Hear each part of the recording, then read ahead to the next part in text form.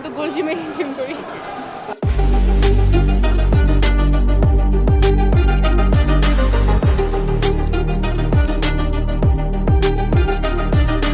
এখন তরুণ প্রজন্ম আসলে এই স্পোর্টসের সাথে যুক্ত হয়ে আপনার এই বিভিন্ন ইন্টারন্যাশনাল খেলাগুলো আমাদের দেশেও যে আসলে আমরা অ্যাভেলেবল করতে পারছি, এই থট প্রসেসটা নিয়ে আমরা কাজ করছি।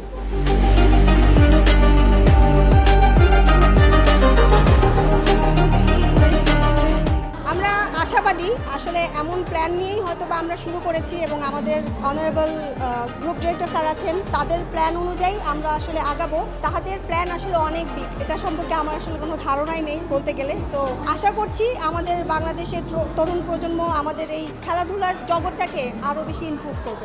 জিমের সাথে অতটা কানেক্টেড ছিলাম না, but if you are in media you should be in gym also. কিছু বলার নাই, এখানে সবাই জানে এটা ফেসিলিটি সম্পর্কে। জিমের পাশাপাশি মানে spa, swimming pool and everything is here.